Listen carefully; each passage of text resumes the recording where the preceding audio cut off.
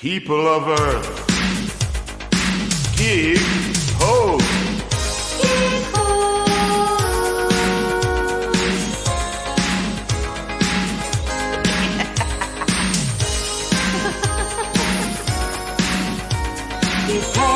We play Gig Host.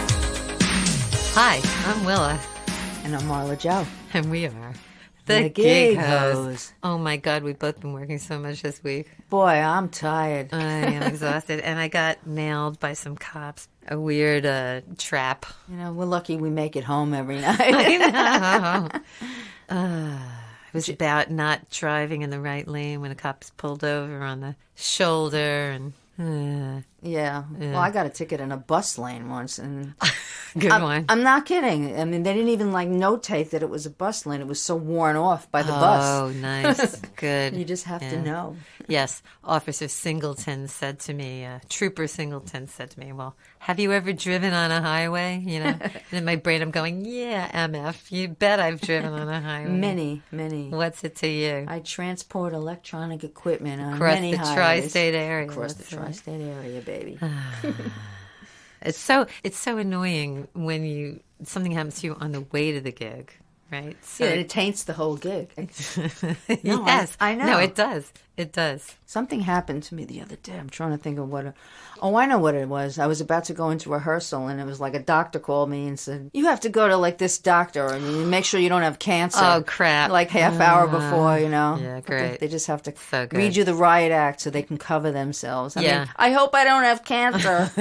But you got to show up and smile and act like everything's okay. Yeah, I don't have cancer. Don't worry. Yeah. Well, in my case, it was 150 miles away, and he's telling me how I can plead online. And he brings me back the ticket. He goes, I made it easy for you so you don't have to come in person. You know? Oh, thanks. Thank you, Officer Singleton. And turns out they don't have it anymore in person in this little town in upstate New York, probably because of the pandemic. We probably have the experience of getting tickets all over because Bedminster, Totally. that's like a hot spot. Oh, Right, yeah. on 684. Yeah. My mother used to love the fact that I knew all these, like the Gothels, the Outer Bridge Crossings, like the town of Cranberry in New Jersey. Cranberry, that's a good one. Well, it was East Brunswick Jewish Center. Oh, I'm sure yeah. you've been there. Sure. Yeah. I got pulled over once, and guys, this always happens at like 2 well, actually, no, this happened at 3 in the afternoon, but I was going through some tiny town in Pennsylvania on my way home from New Hope, Pennsylvania in the middle of the night. And it was the school. It was 25 miles an hour where the school was.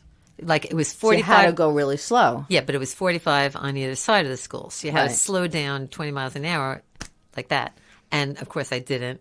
And then the guy pulled me over, and there was a line of 6 cars in front of me at 2 o'clock in the morning because you're just, knocking us down one by one, knowing 2 in the morning. Nobody's crossing the street that's 6 years old at 2 in the morning. doesn't matter.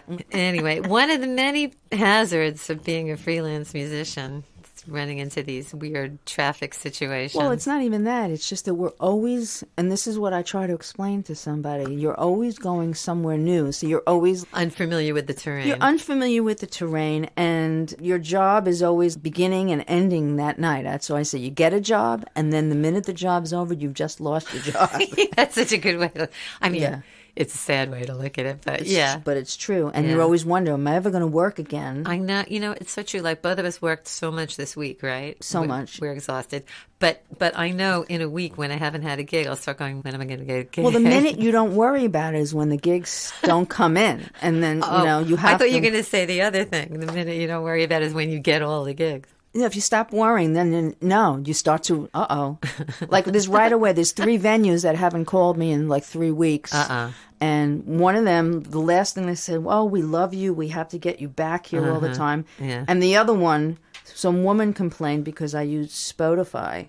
Right. I think I mentioned You this did, on another yeah. podcast. I haven't heard from them. Maybe they just have nothing for me. Right. You never know. You never know. Do they not like me anymore? I know. Or is It's it just such a lull? Audience, you can get so neurotic wondering these things. And we started out neurotic. And we haven't gotten any better. It only gets worse. It's so sad, but true. Okay. Well, it's your whole ego is involved. You're always, even an actor, you're always auditioning. You're always selling yourself, and you have to deal with rejection. Yeah. And, I was listening to Tina Fey on another podcast, and she said, the truth is you have to kill every time. You know, or maybe Steve Martin said that to her. Yeah. I was thinking about that on my last gig when I said, I don't want to. I want to sing this note in falsetto. No, I have to belt it out. I thought about what you said. Yeah, you have to kill every time. And it makes it better when you do try, because then you're more comfortable. Then you know you can do it. Yeah, then you know you can do it instead of, I'm too lazy to take a deep breath. And you know, there's such a thing with the adrenaline of a gig. Like I have this audience, I have this one-person show I do about the songwriters who worked in the Brill You Building. have to see it. It's great. I've seen it twice. COVID locked it down for 3 years, and now I can do it again. But the adrenaline of doing that kind of personal concert, it's different than doing a wedding. Like you're really being watched and observed. But the adrenaline of having the crowd with you, it really moved me to, as much as I practiced it and sang as intensely as I could when I was practicing, when you get in front of the audience, it's a whole other level of adrenaline, and then you're singing differently because you've got that audience in front of you. And it's so true, because most of our careers, we're singing while people are chewing. Yeah. You know, it's a whole different experience. You can't pick your nose, you know, they'll can't. Not that you should anyway. Yeah. I'm just making a joke, obviously. I don't. Of course. Never pick my Sure, nose. Marla, sure, Marla. No, but you know, it's one thing, I'll say this, I guess from not having gotten to do it in 3 years, I was so excited about just getting to do it, that in all the times I've done it, I just was so happy to get to do it with people that were listening. And they loved it, right? They loved it. They were singing along right away. Do the thing you said that they loved the most. Oh, I did Marlena Dietrich. You see, it's acting and singing. Yeah, they love that. That's It great. was seventh heaven. She was talking about Burt Bacharach. Yeah, Burt Bacharach was Marlena Dietrich's MD when she was already in her late 50s. And he was MD in means musical director, for those who don't know. Right. I'm assuming they were lovers because she was totally in love with him. And he was her MD for 5 years. So Is she the one who sang, I can't help it? Yeah. Is that her? Yeah, and this one. See what the boys in the back room will have, and tell them I'm having the same. And then Sushi. Well, one thing, speaking of sushi, when we started, all there was prime rib and stuffed derma, which is the intestines of a cow. Kishka. Kishka. And then they named our business Kishka. Kishka. And in fact, I'm doing a gig on Sunday, and the guy said to me, it's just another Kishka gig. But anyway, you know, one thing that's missing that I will say that we always used to do was we called it the international set. So depending on the ethnicity of the bride and groom, we would start with that one, right? Like what? An example. So if it was Jewish. Tarantella, horror. Right. So if it's Jewish, we would start with some horrors. Hava Nagila, maybe. And then we'd go into a couple of Italian songs like the Tarantella and Hey Compare. Okay, and if they were Irish, you start with the Irish jig. Right. And what if they're Albanian? I never ran into that. But there was something other. There was one other ethnicity. I That can't you had remember. something We had for. something. Yeah. Oh, well, da da da da da da da da da. Oh, yeah, the Mizralu. Mizralu. Yeah, right, And that's that's right, for for the Greeks? Persian Persians. Jews, yeah. Right. Yeah. So, and we did that every gig. And now when I DJ and there's kids there, I do Let It Whip, Watch Me Nay Nay, Watch Me Whip, Watch Me Nay Nay. Music has really come a long way. Oh, the other one, Gangnam Style. Oh, Gangnam Style, yeah, that was a huge... That's another thing, audience. You know, every now and then a song comes along that everyone wants to hear, a novelty song. Like the Macarena, like the Electric Slide. I mean, Macarena was like a good recording. It was well done. Well, the Electric Slide was too. Yeah. I mean, definitely the dance song is a thing, right? They got the Cupid Shuffle, that's a thing. Cha-Cha Slide. Yeah. So if you wanted to make a lot of money in the music business, come up with a dance like that. And they even had that in the 60s. Remember, Do the Freddie? That was a thing. I think my brother tried to come up with something. It was like called Shake It or something. And he used his dog in the video. And he had the dog dancing. You know, he was moving his paws. Great. Didn't take off, though. You just never know. You just never know what's going to take People off. just like, wow. Okay, so Marla and I thought that we would share our experience of how we met, which unsurprisingly was on a gig. It's on a gig. No, it was on an audition. Well, it was on an audition for a gig. For a gig. It was gig related. Oh, definitely. Right. And how did you find out about it? Well, I'll tell you, because it's a whole Because mine was just simple. I saw an ad in the paper. It was an ad in putting together a band, blah, blah, blah. Right. And what about it made you think that you could succeed in the audition? I was 19. I didn't know anything. And, But I mean, did it say girl singer wanted? Or it might have said an idea for 3 girls. I don't remember if it did. I don't specifically remember, but for some reason I answered it, and you ended up being there or at the same time, I think, right? Well, yeah. That's how we met. And then I brought another complete band in. That's how... Did you know that? No, so all those guys that were in the band were another band that you knew? Yeah, they were... What were they called? Wait a minute. Before we go forward, Marla and I were in this club band called Silver Fox, and it was the two of us backing up this third woman who was the lead singer. But we had lead vocals, too. Every now and then they'd throw us a bone. 1 or 2, per set. Okay, continue. So you were in this other band, or you just knew I wasn't them? in the band, but they were like people I knew doing like the Queen's College Rathskeller, and I Right. said, once we met, and we met with the guy that was putting this together, I said, well, I have this band that So has you a mean girl. at our audition? They were already There was- together, and I suggested But that... I mean, were they there at our audition? They weren't. No, they had nothing to do with it. So do you remember what we did at the audition? Did we just sing a cappella, or what did we do? I have no memory of the actual audition, but I know that I answered the ad, and I went and met with him, and he was a smelly old guy, you know. Oh, brother, he was brutal. Yeah. What and- shall we call him? Well, he's Sal. Let's call him Sal. I'm sure he's long gone at this Probably, point, you know. yeah, But that's true. he was trying to do his thing. And He I was mean, such a lech. well, I think it goes with like the territory at the time. I Right. mean, I'm sure they're like reputable agents now. But once you were involved, we had me and you. Right. And then once he laid eyes on her, she was very beautiful. She had very long hair. Yes. She did like acrobatic moves on stage. Yeah, she was very athletic. And she was a great singer. She and was. the band was all great musicians. They're Yeah. people that I knew, and it was just a lot easier than like Yeah. starting from scratch. You know? It was, yeah. And remember Dennis Duca? He was the one who gave me the photos and like Oh. the bio many Right. years later. Right. And that's when I had those pictures and I showed them to you. And we will put And the them on our outfits. website eventually. The outfits were insane. The outfits were silver glitter halters and red glitter hip hugger bell bottoms. So we had all our midriffs were bare. In that picture, I'm wearing these platform shoes. I don't know what you were wearing. Probably Shoe something man. similar. And we Yeah. went to James Kriegman for the photos. Oh, God, those photos, so horrible. I don't remember. I don't think I have any of those photos. I have a photo from there, but it's just like they put a ton of makeup on me. But I would maybe love that to was, see that. I will find it for you. Yeah. Also, will be on my website, our website. Yes, the Gig Ho's website. Okay, but here is my epic story about how I ended up at the audition. 'Cause Okay, it's let's an hear epic it. story. Okay, so I had just graduated from college, so I was 21, older than you. Yeah, big deal. And I went to University of Buffalo, and this friend of mine, we drove down because she wanted to go to New York.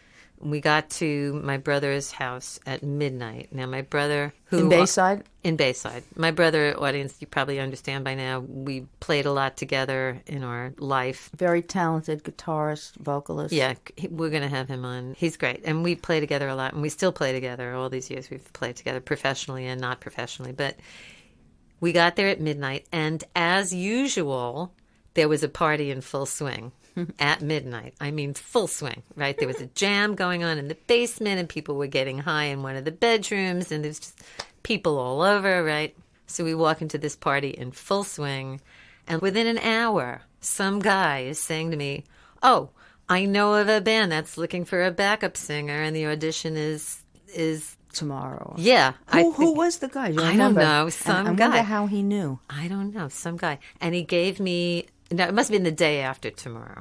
He gave me a number to call. And the next day I called the number. Okay, come down the following day. And of course, by that night, the party was in full swing again, you know. And my friend even ended up getting with my brother at some point as that night wore on. And he had a roommate that I knew for a long time. And we ended up imbibing various substances, and we fell asleep on the sofa. His bedroom was up in the attic of the house. So I wake up, and now this is the morning of the audition. I wake up, and there is, we'll call him Paul.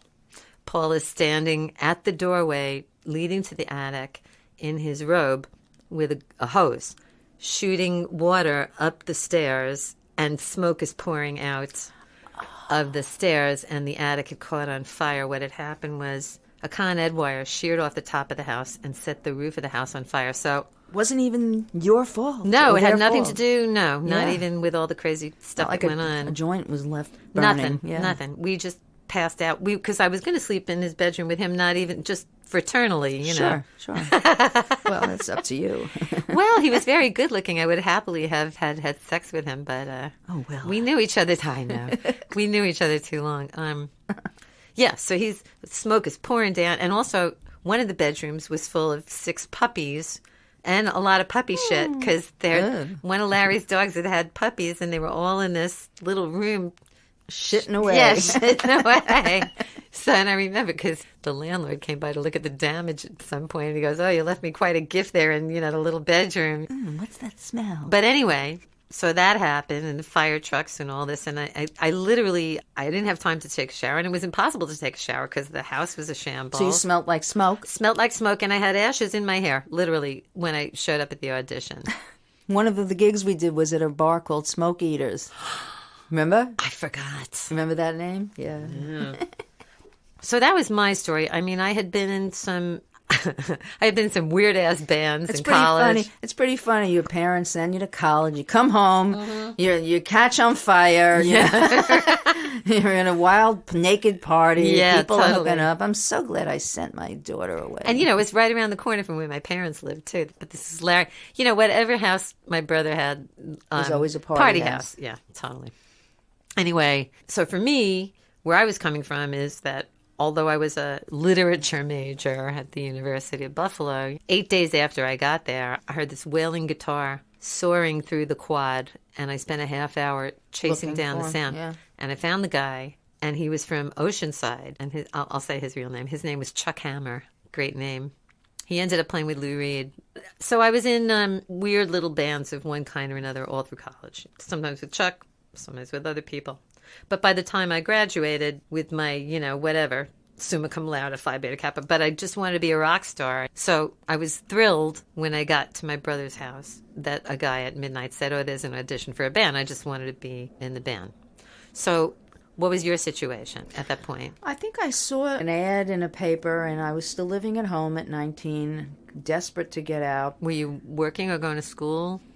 I think I went to Queensboro. I was still in Queensboro, but I was a waitress, maybe. Was I? Cocktail waitress or a waitress? Well, I did that too at the airport. We Right. had to wear like little frilly things, Yeah. But it was all like covered up, but you had to wear high heels. I mean, that was weird. It was host services at LaGuardia Airport. Wow. I definitely must have been waitressing when I joined the band, because the minute the restaurant people came to see me play, and might have even not even been that band, but So was it before that? I can't remember the chronology of that. I just know the age I was in Silver Fox. I was probably waitressing in college, and then once I got $18 was like the first gig that we, Right. it was like 8 people splitting up very little money, getting Right. home at 5 a.m. Silver Fox. Silver Fox. I right. know. I can't believe that that's what we made. $18 a pay. That's like, one particular gig. And sometimes maybe we made 30. But making $50 a night when I was waitressing even was just like the average. Because what was my first rent? $145. Right. That's how old we are. Yeah, yeah. That rent was that cheap. Until I started doing club dates, I was always office temping to pay But my you can rent. type? Yeah. Yeah, I'm not a typist. No, I was a waitress, when I was in a shy waitress. whatever grade it was, 8th grade, whenever it was that I took typing, they don't do that anymore, right? They don't give you typing class because everyone knows how to They don't type give you now. typing. They don't give you music in school Right. anymore. I mean, Home ec. Remember the girls went- woodworking. Yeah, well, the boys got to do shop and we got to do home ec, which is we learned how to bake a cake and keep a even clean remember that. house. Oh, God. Well, I just got to tell you one funny little story that reminded me of. When I Okay. got married, I have my sister's mother-in-law. I was older, I was after 50. And I'll never forget, I've been single. I already owned my own home. And it was like, "So, Ma," this right after I got married. "So, Ma," this is a 98-year-old woman. It's just funny. "So, Marla, how do you like doing housework now?" As if, it's Wow. like a magic transformation. Now Yeah. I'm walking around with a Yeah. little dust mop. With a little apron on. With a little apron. Yeah, Well, smiling. maybe that happened, but Yeah. Well, but not for that reason. not for that reason. The Yeah. room was still dirty. We've all done that. Yeah. Well, not all of us. Well, Some not all of us. We have, though. So Mala. That's good. I'm trying to think of, well, I know what happened with me. Because my brother's 3.5 years older than me, and my mother's a piano teacher, so she would be giving him lessons when he was 5 on the piano, and even when I was 2.5, I would bang on the keys to try and get attention away from him for me. So it's kind of like I always So that's where all your desire to be a musician came from. get one over on Larry. Give me some. Give me some. Exactly. That's funny. Yeah, but my first paying gig was in college with Chuck Hammer when I was a freshman. I do remember when I was like 20, I was still in college, but I was writing songs every week, and it was when it started to come out of me. This is before I got into the wedding band business. Right, which will crush your soul. Yeah, but I was in a workshop in the city, and it was great because you had some reason Songwriting to- work, like a songwriter? Yeah, it was like the real thing, and I would work on the songs. And the funny thing was, the piano that we had was bought from my older sister, who had taken lessons, and she had already maybe like moved out, and the piano was still there. But and at one point, I just remember, this is funny, when I moved out and moved back, we had pianos on 3 different floors in my Really? house. Oh, my God. Because the house was an attached house, and it came with a piano that was in the basement. And Was it like a really crappy piano? yeah, like in one of those old uprights. Right. And that was when I first started plunking out songs. Very romantic. Ma, look, I'm playing, Yeah. Yeah. I love you, baby. It was like, C, A minor, F, G. Yeah, and, right, And like then Heart and 10,000 Soul, others. of course. Yeah. Wow. But then when I moved back, I had, you remember those little pianos, the Melody Grand, they were called? They were Yeah, like they were like little mini. pianos. Yeah, yeah. And that I had in my bedroom, so there were like pianos on every floor. Wow. It was kind of unique. You're reminding me that even when I went to college in Buffalo and we were living in this really run-down house, I had a piano. I had a real piano in there. I was writing songs. The yeah. electrics, I mean, the They were- first electric was the yeah. Fender Rhodes, which Right. is too heavy to move. No, actually, it was the Wurlitzer and the Farfisa. Those would... There's a few of them in the beginning. right. And then the first mobile electric was this terrible, like, organ, and it had 1 octave of bass. So, I mean, you had to kind of really have the real thing and how to have it tuned. I mean, now there's the sounds that you can get from an iPad. Oh, it's just ridiculous, I know. It's ridiculous. But I'm wondering, like, how did I afford that piano? Like, where did I get that piano it from? was important. I know. I mean, they weren't cheap like now. They almost want to give them away. Yeah, right. Because Nobody wants them. Because you can't afford to even move it. Right. It's like or have it- $500 to Or move keep it. it tuned. Or keep Right. it tuned, right. Yeah. But I still have a piano. I had like an old style. Oh, you in your apartment? Yeah. Right. You have that small one. Well, the it's spinet. a Baldwin spinet that my grandmother gave to my mother for an engagement present. And do you have to always keep it in tune, or It keeps in pretty good tune. I don't need to. I gave up on having a real piano, especially after I bought one and I had to sue the piano company because they lied about how old it was and the soundboard was cracked, and I had to go into Manhattan and sue them, and then they took it away 6 months Boy, later. you were in court all your life. I should have. That was my second career choice. I should have been a lawyer. I sued a recording studio once. They ruined my tape. They ripped it. They rolled it onto the wrong size reel, and then it all fell off. Oh my God. I won't mention who. Good. But something I was saying before that I just realized. All through college, I was doing gigs, and even when I got out of college, then I was doing office temp work and playing coffee houses and stuff like that. It wasn't until I started doing club dates that I could make a living playing music. That right? was the big game changer, right? Yeah. All of a sudden, I could not be a waitress. Actually, they Right. fired me Uh-huh. because they knew, oh, she can sing. Right. She's not into being a waitress. Right. Who the fuck Yeah. is into being a I waitress know. It's like- if you can do something else? How could any of them think that that's the career path someone wants for their whole life? Yeah, that's to what be a waitress. I mean, there are like paths, like city union jobs where you really do well and you work Right. at a hotel. I mean, I'm not trying to knock the industry. No, you're right, yeah. But it wasn't what I wanted to do. It was the only thing that I could do. My dad used to own a restaurant and it was familiar to me. You knew that, right? No, I didn't. Is that why you were a waitress? Because It probably didn't hurt, but I didn't serve really. My sister was a waitress and I was the cashier. right. That's Wow. why I'm good with money to this day. I'm great at rolling pennies and quarters into rolls. You know? Oh man, yeah. But Yeah, and so when I started learning the club date business, my brother started doing the weddings when he was 14. So he was already well ensconced by the time I got out of college. And once he convinced me, yeah, he kind of got you in the door, right? right, he convinced me that I should do it. You know, so I Good could, for him too, having you there. Yeah, but I mean, it he was had to really break you in and all, Right, but right, at least yeah. you had a brother to break you in. That's true. You were definitely had to work harder. Dominic Esposito, Dominic, what a great name. but they actually called him Roger Murray. Oh, I worked with him. Yeah, and the PA was a Fender guitar amp. Of course. Yes, of And course. and you know, here you're on the gig, and he's abusing you because you don't know anything for the first Yeah. 6 months. You Yeah, just, that happened. I think all you of get us went abused. through. All of us went through that. But that's how we learned because there was no. I mean, there's even no my college. brother, even Larry couldn't protect me from that because the band leader just If he was right, because he wasn't the band leader, he was a Right. guitar player yeah. in the beginning. But what I was going to say is, for months, I would put on a gown and because I don't think tape recorders were small enough in those days that I could bring a tape recorder with me. I There would were just no cassettes yet. No, it was only That's the reel how to reels. old we are. We're so old, I know. So, but we look great. Oh, yes. So I would put on the gown. I could see it now. It was a white and black diamond knit gown, like tiles in a kitchen. you Yeah, know? yeah. And I would sit there next to George Sahagan, who is this great Armenian piano player. And I would sit next to George and I'd write down every song he played. And then I would go home and practice it on my crappy electric piano in every key. See, that's why you're so much more organized and studious now, because you started out like that, and I was just like throwing on the keyboard and not writing anything, just like soaking it all in my brain. Well, we're just different people because I was always that way in school. I would cry the night before a test because I was so worried that I'd get something other than an A. But you went to the gig without being hired for the gig. Yeah, and I didn't even play. I would just sit there and write down every song and then go home and practice every song. And audience, I had to learn it in every key because there would be a different singer on every gig and they would have their own keys for every song. So it's like if you knew it in one key, that wouldn't necessarily help you. I mean, now... In the beginning, of course. Now it's easy. Now to we understand transpose. relationships. So Yeah. if it's 1 6 2 5, that's what it is. But in those days, I didn't know that. So I just...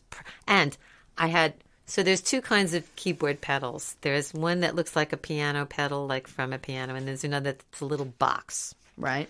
And I'm telling the audience. And so the little box would just like make a noise every time I stepped on it. And my bedroom was upstairs. And the other two girls in the apartment wanted to kill me every night because it would just be like, they'd be in the kitchen, would go thump, thump, thump. She's practicing again. Yeah, God, yeah. Then somebody would just come up and knock on the door, you know. No more, no mas. Not tonight. My very first club date. You remember your very first club date? Well, yeah. Well, it's actually like the second or third one, because the very first one or two I was working with Herb Sherry, and a guy named Mark got me involved with that. But then on one of those jobs, I met Stank Flane. Yes. Who was playing the drums. Really? You didn't know that, right? No. Yeah, he was, and he like... Was he a bad drummer? Oh, Good the job. whole thing was a train wreck because they wanted Fantasy by Earth, Wind, and Fire. Oh, right. Oh, God. In those days, I mean, it's not even easy to do now, No. you know, but in those days, I was the only one that went home and practiced those chords and And all it keeps those inversions. modulating, right? Right. Yeah. You will find... And then he walks over and like to the side, and, you know, hands me a telephone. I'm starting my own... Who, Stank? Stank. Stank was starting his own... Oh, so you were in from the beginning with him. I was the second girl because the first girl was his wife. Oh, my God. Yes, if you can all figure out who it is. He's Yeah. big time, Wow. whatever he is. Wow.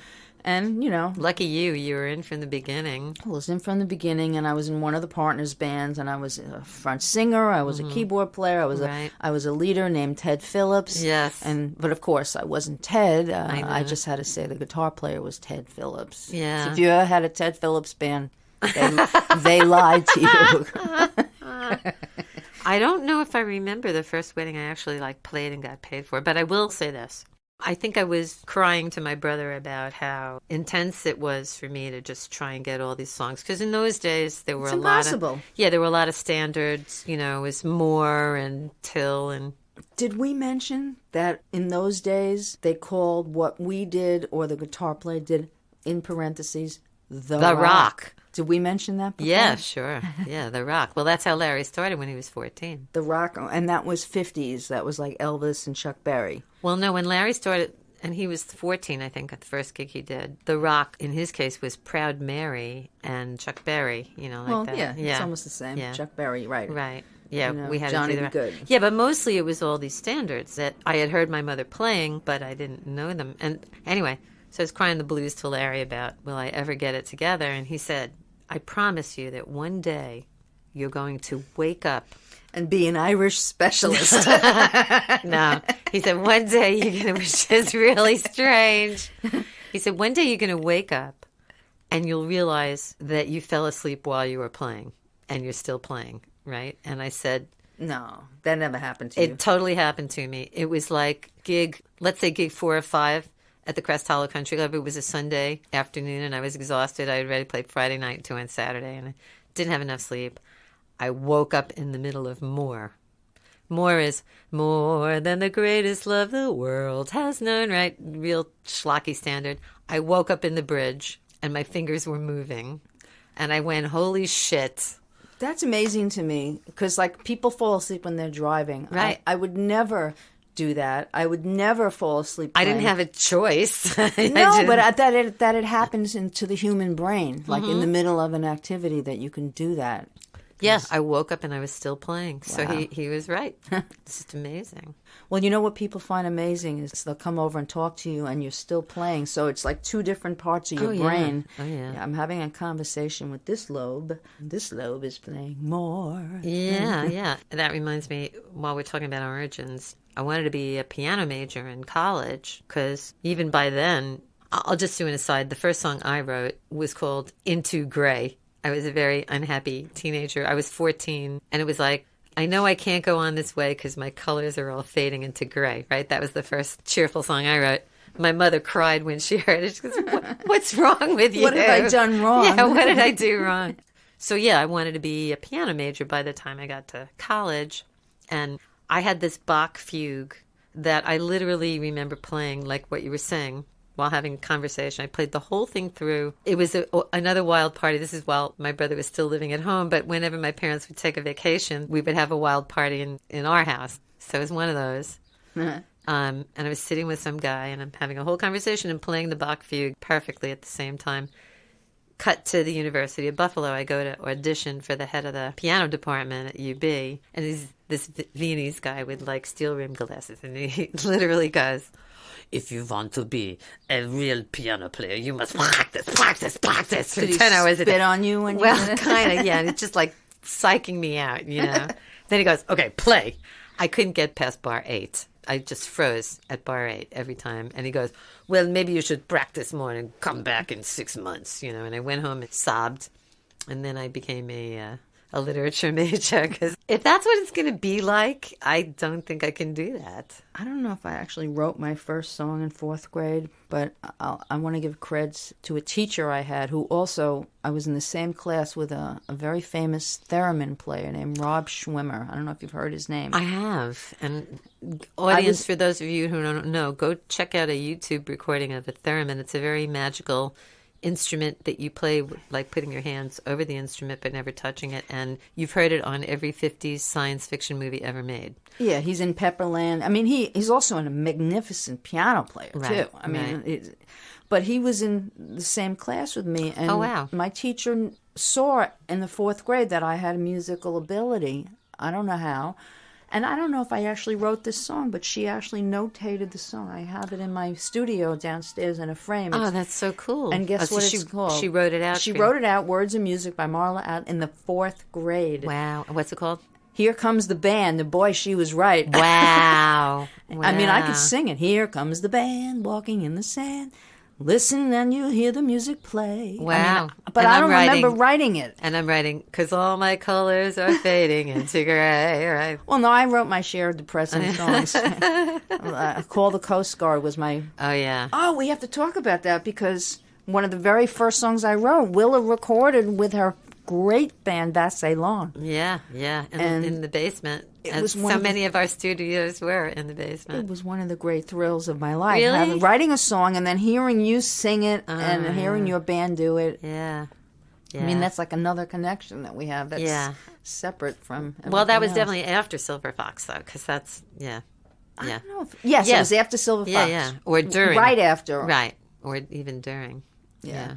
So. And, you know, just to tell the audience, so Silver Fox, so we got paid almost nothing, and we were playing in all these clubs, top 40 clubs, I guess we call them, because in those days there were no DJs yet, so we were just playing dance music. You know, the hustle came out, disco started happening. I was also doing a lot of piano singles in the beginning. You were... I was not. Yeah, that's how I kind of got my chops. Yeah, I might have been. I don't know what I was doing besides Silver Fox. I was office temping.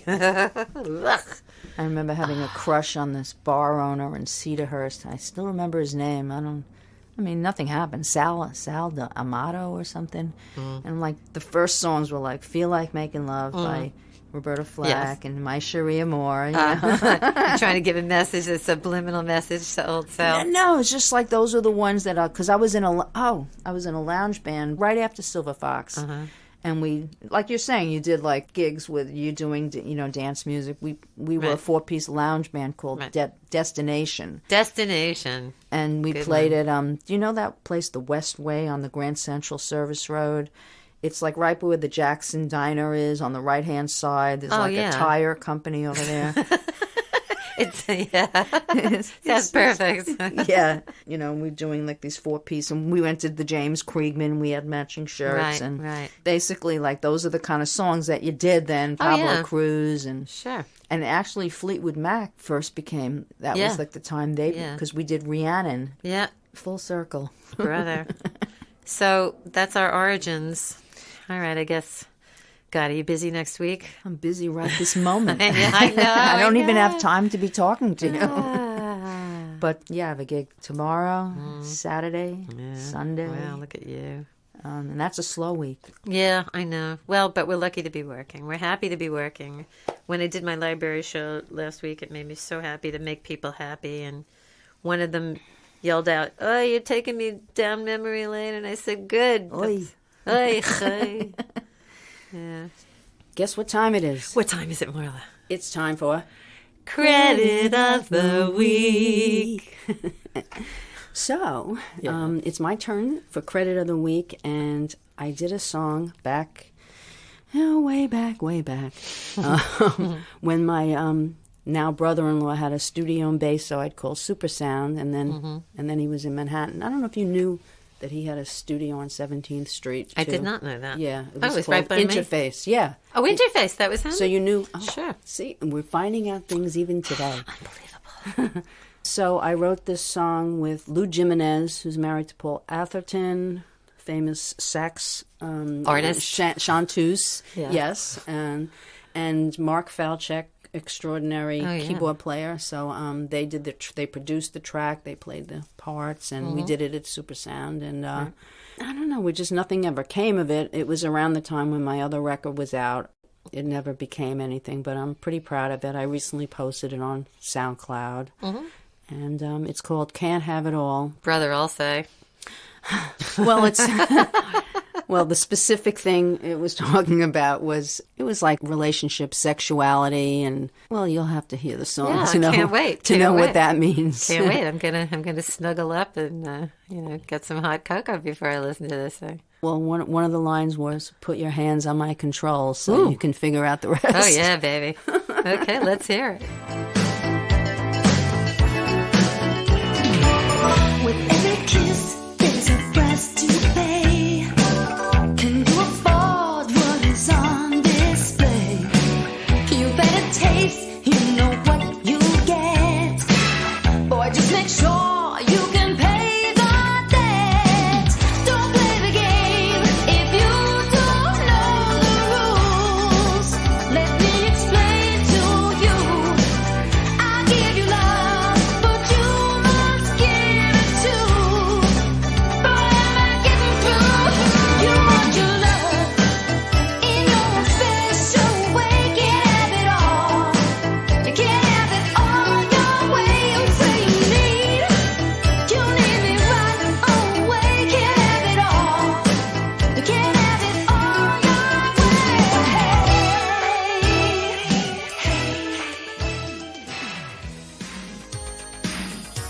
To hear the full song, follow the link on the Gig Host Facebook page. The Gig Host podcast is produced and recorded by Marla Joe and Willa Basson, also known as The Gig Host. Thanks to Jeremy Goldberg for opening voiceover.